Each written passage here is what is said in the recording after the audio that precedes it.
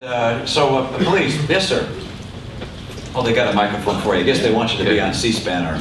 Thank you. I shouldn't be so partial. C-SPAN, CNN, CNBC, whatever.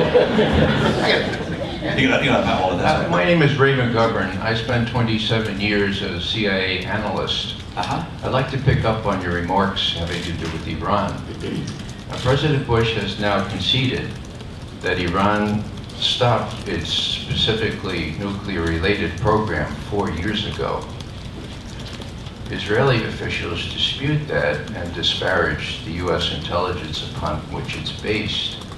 One Israeli official said this morning, Israel is not going to let U.S. policy be based on a failed assumption. How do you feel about Israeli officials trying to dictate what U.S. policy should be? I don't know that they are trying to dictate what U.S. policy should be, nor should we dictate what Israeli policy should be. They're entitled to do what they think is right for them, as we are for ourselves.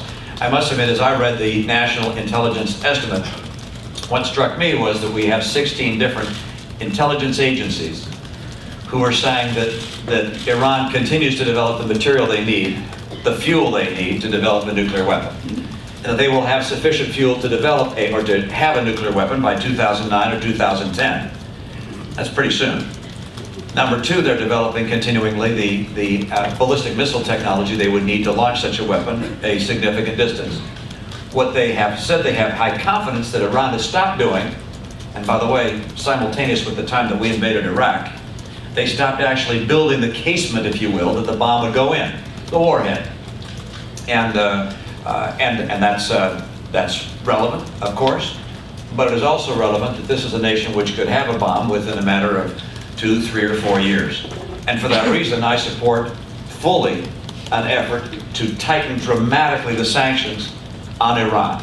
I was at the Herzliya conference earlier this year in Israel, spoke to people there and said we have to tighten the sanctions on Iran in such a way that they are dissuaded from pursuing a nuclear path. And that means much tougher economic sanctions, tougher diplomatic sanctions. I would indict Ahmadinejad under the Genocide Convention.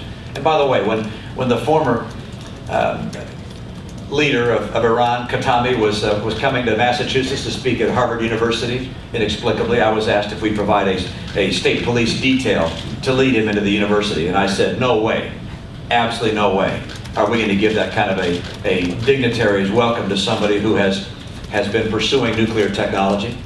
And so I tightened those sanctions dramatically. And of course, I would also market to the Iranian people, who I believe listen to the extent they can. I understand they shut down some internet cafes in Iran over the weekend, but these are nonetheless people who are internet savvy. There's some 75,000 bloggers in Iran. I'd let them understand the perilous course that a nation follows in trying to develop nuclear technology.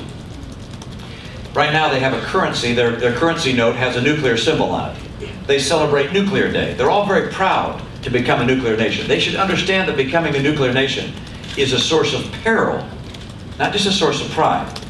Because if their fissile material ever finds its way into the hands of some group or nation that uses it, they can expect that the world will not just respond to the party that used it, but also the party that supplied the fissile material. And so it is not a wise thing to put yourself in the circle of suspects when it comes to nuclear material. And so I believe this is an effort we have to carry out in a much more aggressive way. And we have to convince not only our friends in Europe, but also our friends in Asia and some of those that are a little more reluctant than others, like Russia and China, to join with us and to place sanctions on Iran to make sure they are dissuaded from the course which they have launched upon. Because anytime you have a nation that sits on a lake of oil, basically free energy, and they start developing nuclear technology, you know it's not just for power. Thank you. Yes? Actually,